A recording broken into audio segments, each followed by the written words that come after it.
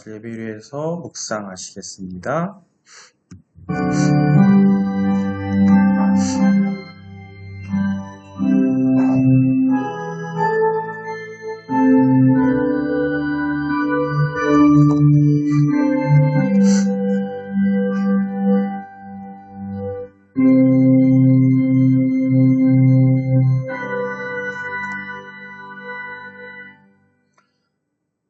오직 여호와는 그 성전에 계시니 온 땅은 그 앞에서 잠잠할지니라 하시니라.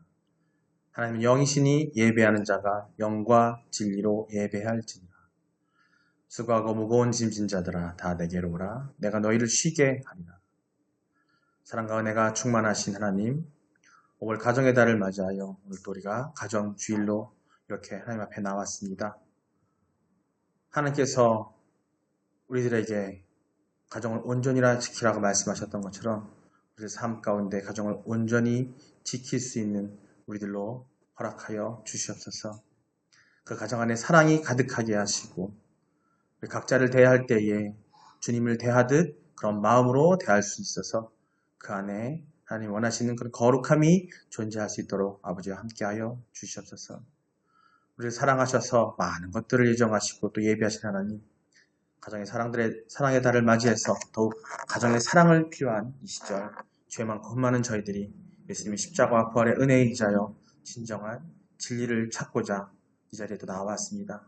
저희들의 모든 죄악과 허물을 다 용서하여 주시옵소서. 하늘의 신령한 은혜로 심령의 정결함과 영혼의 공고함을 채워 주시옵소서. 저희들이 예수님의 성육신하심을 깨달아 서로 사랑하며 섬기고 아버지의 마음과 생각을 깨달아 돌이키며 살 수 있도록 은혜를 허락하여 주시옵소서. 오늘 드린 예배를 통해서 하나님께서 예비하신 매 순간을 하나님의 뜻을 발견하며 또 영원히 소생하며 성령 충만한 우리가 될 수 있도록 인도하여 주시옵소서. 우리가 하루를 준비하며 하나님의 뜻 가운데 계획하게 하시고 주관하여 주시옵소서. 오직 주님만 의지하는 우리가 되게 하여 주시옵소서. 이 모든 기도를 저희들이 구원자 되시고 살아서 우리와 함께 하시는 예수 그리스도의 이름으로 기도드립니다. 아멘. 신앙 고백하시겠습니다. 전능하사 천지를 만드신 하나님 아버지를 내가 믿사오며 그 외아들 우리 주 예수 그리스도를 믿사오니 이는 성령으로 잉태하사 동정녀 마리아에게 나시고 본디오 빌라도에게 고난을 받으사 십자가에 못 박혀 죽으시고 장사한 지 사흘 만에 죽은 자 가운데서 다시 살아나시며 하늘에 오르사 전능하신 하나님 우편에 앉아 계시다가 저리로서 산자와 죽은 자를 심판하러 오시리라. 성령을 믿사오며 거룩한 공예와 성도가 서로 교통하는 것과 죄를 사하여 주시는 것과 몸이 다시 사는 것과 영원히 사는 것을 믿사옵나이다. 아멘. 골로새서 3장 18절로 21절 말씀입니다. 우리 다 같이 성경책 보셔도 되고요. 앞에 보셔도 됩니다. 함께 읽겠습니다. 시작. 아내들아 남편에게 복종하라. 이는 주 안에서 마땅하니라. 다시 한번 읽겠습니다. 시작. 아내들아 남편에게 복종하라. 이는 주 안에서 마땅하니라. 남편들아 아내를 사랑하며 괴롭게 하지 말라. 자녀들아 모든 일에 부모에게 순종하라. 이는 주 안에서 기쁘게 하는 것입니다. 아비들아 너희 자녀를 노엽게 하지 말지니 낙심할까 함이라. 네. 2024년 표어입니다. 다 함께 읽겠습니다. 하나님의 꿈을 위해 세상의 빛과 소금이 되자 이같이 너희 빛이 사람에 비치게 하여 그들로 너희 착한 행실을 보고 하늘에 계신 너희 아버지께 영광을 돌리게 하라. 아멘. 믿음의 선언입니다. 함께 읽겠습니다. 시작. 나는 하나님이 세상을 창조하셨음을 믿습니다. 나는 하나님이 절대적 주권자임을 믿습니다. 나는 예수님이 우리의 구원자임을 믿습니다. 나는 이 땅에 성령의 인도하심으로 천국 삶을 살 것을 믿습니다. 나는 이 믿음의 고백이 영원한 생명을 약속받은 것임을 믿습니다. 아멘. 네.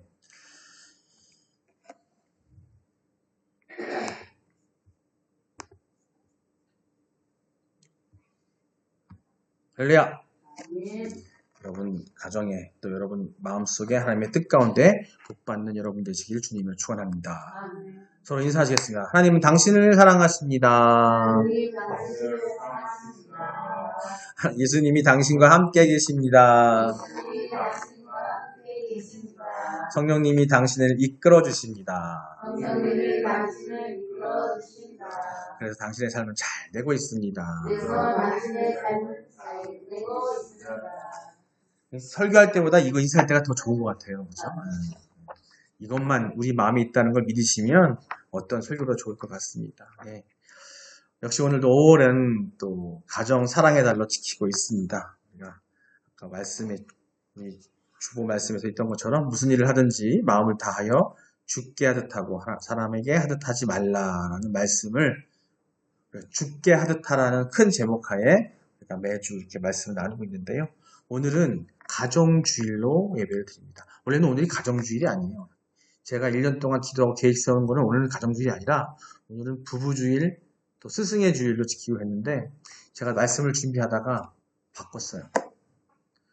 부부주일로 하려고 원래는 부부주일을 메인으로 해서 말씀을 나누고 했는데 기도를 하고 말씀을 묵상을 하고 막 한 주간 하다 보니까 그냥 가정주일이 맞겠다. 부부 안에 뭐 부부가 있지만 부부의 또 그 부부 안에서 가정이 만들어지면 가정이 온전해야 되는데 그 가정주일 또 오늘 말씀 내용을 또 보다 보면 왜 가정주일로 했는지 제 마음이 또 하나님께서 바꿔주셨어요. 그래서 오늘 제목이 뭐냐면 한번 같이 읽어볼까요? 시작. 남성의 따뜻한 말 한마디는 여성을 위한 최상의 보약이다.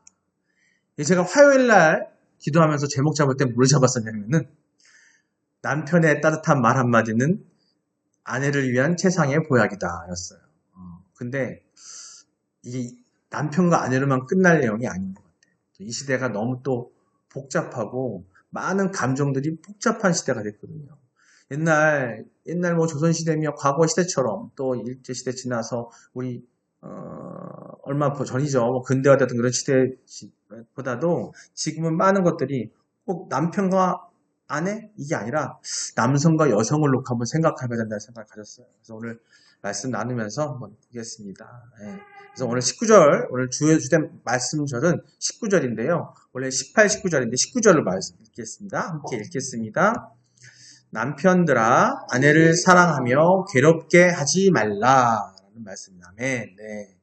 남편들이 얘기하고 있네요. 남편들아 아내를 사랑하며 괴롭게 하지 말라. 남성들아 여성을 사랑하며 괴롭게 하지 말라. 이렇게 바꿔도 될 것 같은데요. 사도 바울은요. 남편들을 향해 아내를 사랑할 것을 권하면서요. 여기서 더 나아가 괴롭게 하지 말라라고 얘기했습니다. 괴롭게 하지 말라. 사랑하라고 했는데 여기다가 추가로 괴롭게 하지 말라고 했어요.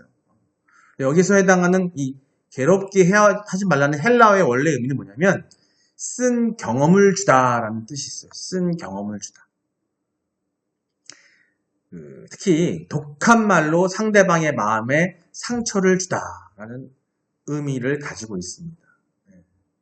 제가 이 부분에서 좀 말씀을 준비하면서 이거 적으면서 마음을 뜨끔했어요. 제가 지난주 중에 제 아내에게 독한 말로 상처를 줬거든요.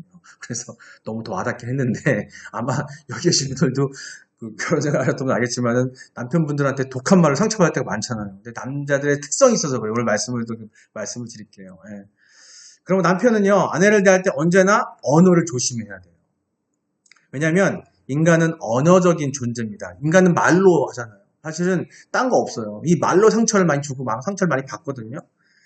그래서 입에서 나오는 게 바울은 그랬어요. 입에서 나오는 걸 뭐라 그랬어요? 입에서 나오는 건 뭐보다 똥이래요. 똥. 더러운 배설물이라고 얘기했단 말이에요. 그 정도로 이 말이 얼마나 독한지 모릅니다. 이 세치어에서 얼마나 독한 말이 나오는지 몰라요. 근데 유독 이 독한 말이 약한 게 여성이에요. 여자란 말입니다. 근데 이 독한 말이 어떤 종류가 있냐면 일단 사실 남편과 그 아내 사이에 원만한 대화를 유지한다는 것이 그리 쉽지는 않아요.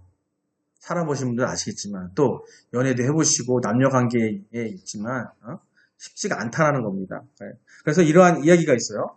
하나님께서 태초에 아담을 만드셨죠. 그런데 아담이 혼자 살다 보니 너무 외로웠어요.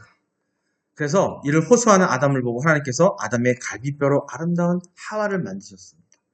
다 아시지만 이게 좀 이렇게 우화처럼 만들어진 이야기예요. 이 아담을 보고 하나님께서 아담의 갈비뼈로 아름다운 하와를 만드셨고, 이 아담은 뛸 듯이 기뻐서 하와의 손을 붙잡고 숲속으로 사라졌어요. 너무 기뻐서. 그러나 며칠이 못 되어 아담은 피곤한 얼굴로 나타나서 하나님께 불평을 했습니다. 하나님, 도저히 저 하와와 못 살겠어요. 도대체 말이 안 통하거든요.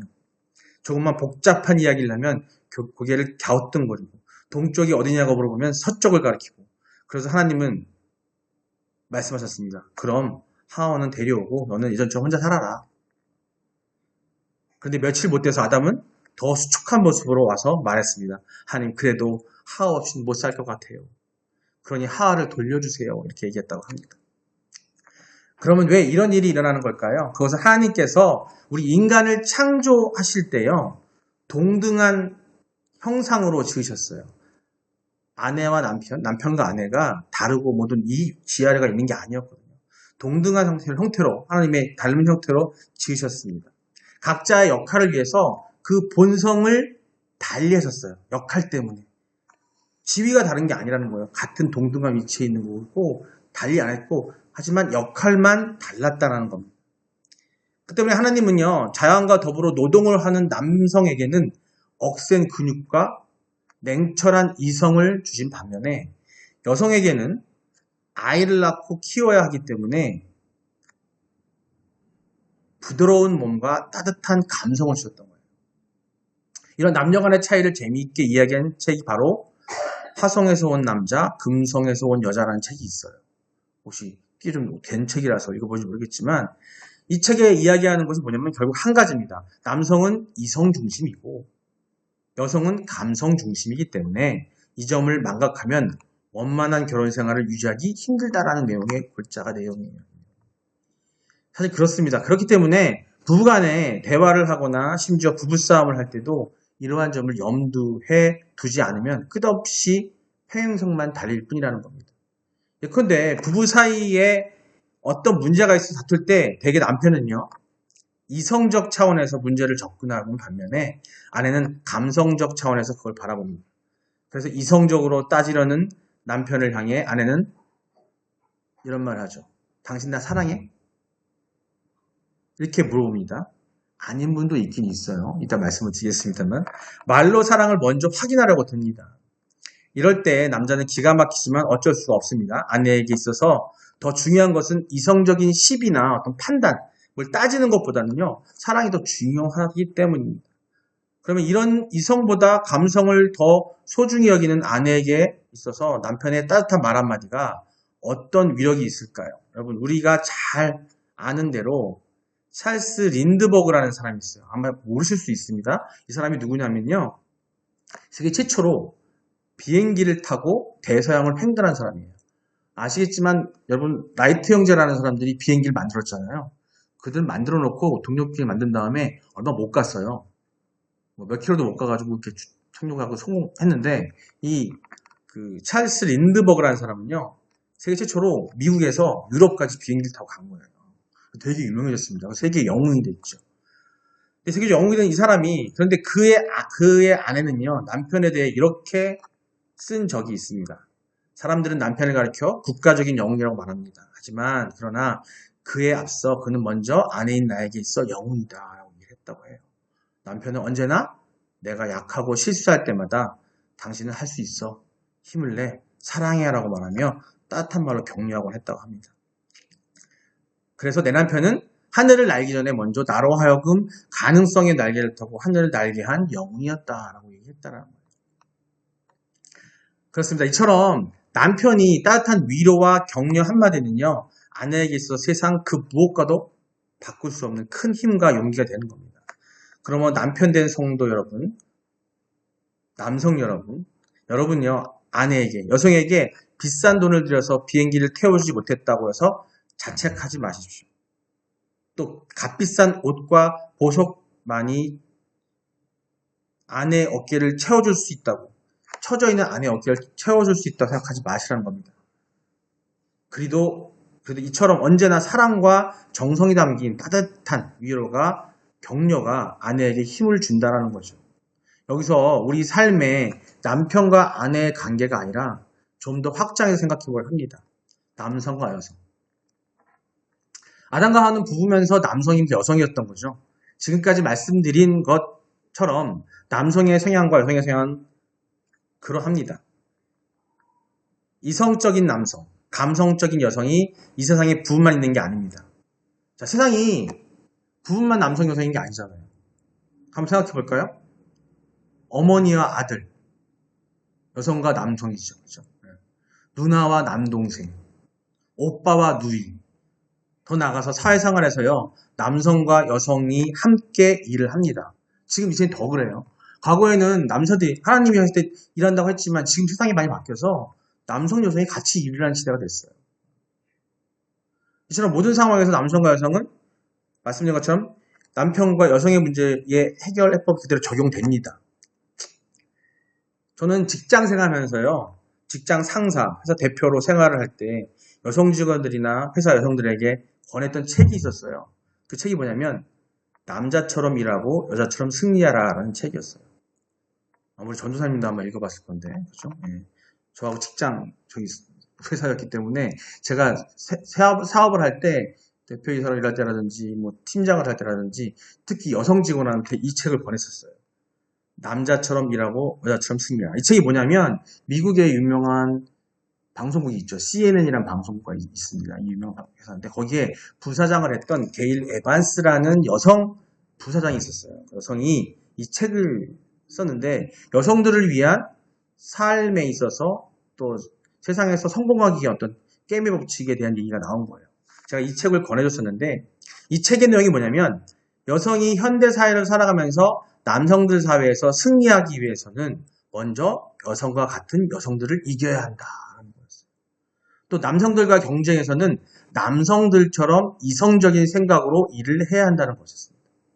예, 그랬습니다. 현대사회에서요, 여성들이 집에서 아이를 낳고 기르는 예만 매여 사는 것이 아니라는 거죠. 지금 우리 권사님들 또 성도님들 같은 경우에도 연세가 60이 넘으시고 70이 넘으신 분들조차도 같이 일을 하시고 맞벌이를 하시면서 세상에서 맞벌이해서 일을 하신 분들이 대부분이라는 거예요. 우리는 일상생활에서 남편과 아내가 아니라 남성과 여성으로서 그 특성을 잘 염두에 두고 살아갈 때에 서로 보약과 같은 마음을 전할 수 있다는 겁니다. 그래서 그리스도께서 크신 사랑으로 신부인 우리 성도를 하늘의 보좌에 오르게 하신 것처럼 여러분의 사랑으로 아내들을 더 나아가 여성들을 세상의 꼭대기에 올려놓는 자랑스러운 남성들이 되셔야 한다는 거죠. 또 여성들이요, 세상에 살면서 사실 때 약간 남자처럼 일하고 여자처럼 승리하라고 했던 것처럼 여성들 사이에도 남성 성향이 계신 분들 계세요. 또 여성 성향이 있는 분들 계시고 또 워낙 또 세상이 다변화되고 많다 보니까 남성 중에서도요, 여성 성향이 있는 분이 계시고 남성 성향이 있는 분이 계신다는 거죠. 근데 그 가운데서 갈등이 많이 생긴다는 거예요. 묵상을 하다 보니까 이 시대에는 단순히 남편과 여성이 아니라 남성 성향이 있느냐, 즉 이성적인 사고를 하느냐, 감성적인 사고를 하느냐. 아마 여러분 각자 생각하실 거예요. 나는 감성적일까? 아까 말씀드린 것처럼 여성분들은 부부생활 하시거나 연애를 하실 때 남편이, 남자친구가 이성적으로 얘기할 때 사랑한다는 말 한마디 듣고 싶고 미안하다는 말을 듣고 싶은 분들 계시지만 그렇지 않은 분, 거꾸로 여성분들이 오히려 더 이성적으로 얘기하시고 남편이 사랑한다는 말을 듣기 원하는 사람들이 있을 거라는 거죠. 그럼 우리가 이제는 그거의 해결 방법은 뭐냐면 여기 말 그리스도께서 크신 사랑으로 신부인 우리 성도들을 하늘의 보좌에 오르게 한 것처럼 여러분도 사랑으로 아내들을, 남편을 더 나아가 여성과 남성을 서로 사랑하고 세상의 꼭대기에 올려놓을 수 있는 서로 그런 마음을 가셔야 된다는 거죠. 이제는 그걸 분별할 수 있어야 되는 거예요. 여성분들도 대장 부인분 많잖아요. 그죠? 정말 남자처럼 이성적으로 판단해서 사업을 이끄시는 분도 너무 많으시고 여기 에반 게일이라는 여자처럼 게일 에반스처럼 그런 유명 인사가 되는 분도 많이 있다는 거죠. 우리는 살면서 그런 것들을 분별할 수 있어야 되는데 정답은 하나라는 거죠. 어떤 상태든 이성적이든 또 감성적이든 간에 죽게 하듯 하는 게 답이라는 겁니다. 결론은. 원래 큰 제목으로 준 것처럼 죽게 하듯 하라라고 했던 것처럼 남편을 대할 때, 남성인 아들, 또 오빠, 남동생, 남성 직장, 동료들을 대할 때 좀 더 이성적인 마음을 갖는 여성들이 되시길 기도하고요. 또 거꾸로 남성들은 내 누이 동생, 내 어머니, 내 아내, 직장에 있는 내 직장 여성 직원들을 통해 그들에게 좀 더 감성적인 사랑의 마음을 줄 수 있는 마음을 갖는다면 꼭 가정뿐만 아니라 세상 자체가 예수 그리스도의 사랑으로 넘쳐날 수 있음을 믿습니다. 예, 말씀 보면서 마무리할까 합니다. 전도서 9장 9절입니다. 함께 읽겠습니다. 내 헛된 평생의 모든 날, 곧 하나님이 해 아래서 내게 주신 모든 헛된 날에 내가 사랑하는 아내와 함께 즐겁게 살지어다. 그것이 내가 평생의 해 아래에 수고하고 얻은 내 몫이니라. 아멘. 예. 내 헛된 평생의 모든 날, 이건 뭐냐면요. 우리가 죄 지은 이후에 우리에게 오는 이 모든 삶의 이런 모든 것들은 헛된 날이라는 거죠. 전도서에는 솔로몬이 적은 전도서에는 이런 말이 나오는데 내 헛된 평생의 모든 날, 이런 험악한 세상의 모든 날, 곧 하나님이 해 아래 내게 주신 모든 헛된 날, 왜? 우리가 죄졌고 타락했기 때문에 줬던 헛된 날에 내가 사랑하는 아내와 함께 즐겁게 살지어다. 내가 사랑하는 남성과 여성과 모든 사람과 함께 즐겁게 살지어다. 그것이 내가 평생의 해 아래서 수고하고 얻은 내 몫이니라. 하나님께서 수고하고 힘든 가운데 남성들에게 진 그 짐 안에서 그 몫이 뭐냐면 함께 이 어려운 세상에서 함께 살라는 그런 의미입니다. 말씀 한번 더 보겠습니다. 베드로전서 3장 7절입니다. 함께 읽겠습니다. 남편들아 이와 같이 지식을 따라 너희 아내와 동거하고 그를 더 연약한 그릇이요 또 생명의 은혜를 함께 이어받을 자로 알아 기히 여기라. 이는 너희 기도가 막히지 아니하게 하려 함이라. 아멘. 남편들아 이와 같이 지식을 따라 너희 아내와 동거하고 그를 더 연약한 그릇이요 또 생명의 은혜를 함께 이어받을 자로 알라. 아내를 사랑하라. 연약한 그릇이라는 걸 알라. 귀히 여기라. 너희도 그렇게 하지 않으면 기도가 막힌다라는 얘기예요. 기도가 막힌다라는 거죠. 거꾸로 아내들 또한 18절에 오늘 말씀 18절에 남편에게 순종하라. 주 안에서 순종하라고 되어 있어요. 그러니까 서로 죽게 하듯 하는 우리들이 됐을 때에 주님을 대하듯 서로를 대할 때에 가정의 달을 맞이해서 또 앞으로 삶에 있어서 여기 나왔던 것처럼 우리 전도서에 나왔던 것처럼 이 헛된 날들 이것에서 우리가 이겨나가려면 가족들이 가정 가운데 우리 모든 구성원들이 서로 주님께 하듯 주님이 우리를 사랑하셔서 하나님께 이끌어 가실 마음이 있는 것처럼 우리는 주 안에서 서로를 사랑하는 우리 성도분들이 되시기를 그렇게 되시기를 기도드립니다. 예, 기도하겠습니다. 우리 다 같이 통성으로 한번 기도할 텐데요. 하나님 우리가 삶 가운데에서 항상 내 의, 내 생각, 내 욕심만 얘기하고 나는 이성적이야, 나는 감성적이야를 내놓는 게 아니라 상대방을 먼저 생각하고 상대방을 사랑으로 우리 주님이 우리를 사랑하신 것처럼 하나님이 우리를 사랑하신 것처럼 그 마음으로 우리의 가족들 각 구성원들을 섬기며 사랑할 수 있는 그런 부부지간, 그런 모자지간, 부자지간, 부녀지간, 모녀지간 또 형제지간이 될 수 있도록 아버지 우리에게 그런 아가페 사랑을 허락하게 해달라고 우리 같이 주여 한번 부르고 기도하시겠습니다. 주여! 사랑의 하나님, 우리 이 시간 말씀을 통해서 우리 부부의 삶, 또 자녀들과의 삶, 모든 삶, 가정과의 삶을 들었습니다. 아버지 그 가운데 우리가 해야 될 것은 단 하나, 주님이 우리를 사랑하신 그 마음으로 가정들을 사랑하는 것이 중요함을 또 깨닫습니다. 아버지와 함께 역사하시고 내하여 주셨소서. 너무나 감사합니다. 우리를 그런 사랑의 마음으로 붙잡아 주셔서 감사합니다. 우리가 그걸 느끼고 사랑을 아버지와 사람들에게 전할 수 있는 우리의 마음을 붙잡아 주시고 우리의 가슴을 문질러 주시고 우리가 힘들고 어려울 때마다 우리를 잡아 주셔서 아버지 그런 모습을 통해 우리 가정 안에 사랑이 싹 트일 때에 이 어려운 세상 주님 오실 그날 우리의 삶 가운데의 행복과 기쁨이 또 거룩함이 넘쳐날 줄 믿습니다. 아버지와 함께하여 주시고 우리에게 용기를 주시고 힘을 주시옵고 우리가 쓰러질 때라도 함께하셔서 역사하시고 은혜하여 주시옵소서.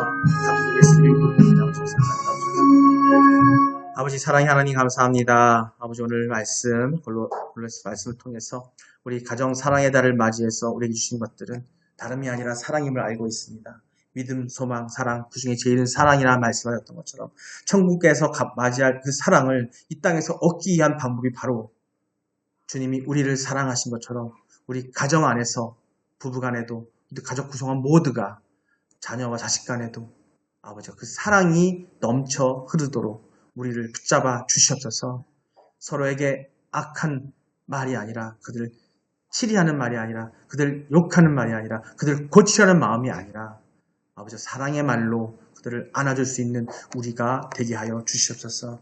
그러기 위해서 우리 마음 안에 성령으로 충만되게 하시고 그리스도의 사랑, 은혜의 마음, 아버지 사랑의 마음이 충만하도록 아버지 우리를 인도하여 주시옵소서. 그리고 우리 가정이 온전해져서 주님 오실 그날까지 사랑과 평화와 거룩함이 함께하여 주시옵소서.